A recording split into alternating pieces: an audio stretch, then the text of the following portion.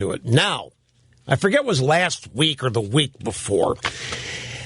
There was either a call asking my opinion or else I just launched into it based on something that happened in the news. But what I said was I was trying to explain why the Republicans were not fighting back on anything having to do with Obama and the Democrats. And I said, because I think they're shell-shocked. I think they've got PTSD. I think they're scared to death. They don't see Obama plummeting in the polls, and if they do, they don't believe it. They're just shell-shocked, and this government shutdown, the fact they got blamed for it, that they've been called racist, I'm telling you, they're shell-shocked. They've got post-traumatic stress disorder. And then that begot a call from a guy who said, that's not what it is, Rush. They agree with all of this. They're not shell-shocked. They believe in big government, too. They don't really oppose Obamacare. And I said, no, that may be somewhat true. But I do think, I've talked to them. You don't have to talk to them to know. You can see they are shell-shocked. They are scared to death to say anything critical of Obama and the Democrats. And they'll do anything to avoid a government shutdown, including give Obama what he wants, which we just saw. Well, today in the Washington Post, there's a column by a man named Mark Thiessen.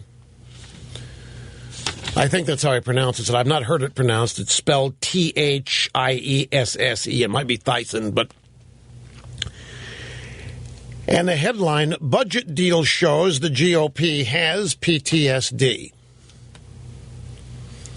Now, I made this point back on December 12th. That's when it was. So that was 5 days ago. So it would have been last week. And just joining Mr. Thiessen's piece in progress. So why are Republicans agreeing to reverse their only fiscal victory of the Obama era? Simple. The GOP has PTSD. Republicans emerge from their last budget battle with a bad case of post-traumatic stress disorder, scarred by the government shutdown. They're terrified of having another fiscal fight with the president in January. So they are unilaterally conceding before it even begins. Well, there you go. No. I'm not accusing him of plagiarism. Is that what you're asking me? I'm not. No. I don't think Mr. Thiessen listens here. I'll tell you what happened. It's either great minds think alike or somebody did listen and tell him what that person thought, not mentioning me. You know, somebody listened to this. Yeah, it sounds good. Somebody Thiessen knew.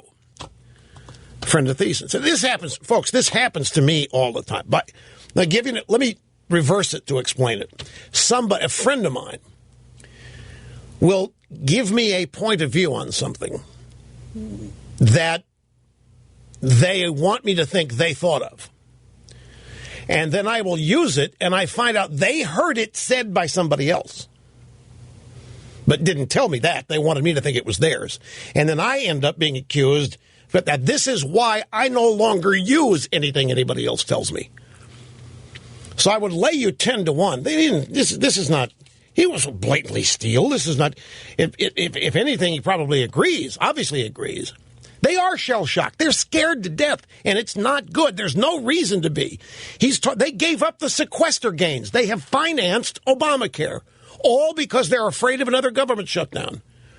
Whether they're responsible for it or not, they're scared stiff that they're going to get blamed, and there's nothing they can do about it.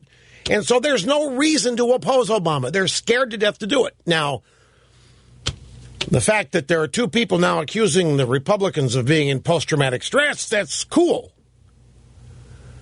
But I don't, people in my ear right now, what, he stole it from, he didn't steal it. If anything, somebody he knows, hey, Mark, you know what it is, I'll tell you what it is. And he thought, that makes sense. Inspired him to write it, or he come up with on his own, regardless. Now I got to take a brief time out, my friends. Sit tight, there's much more straight ahead.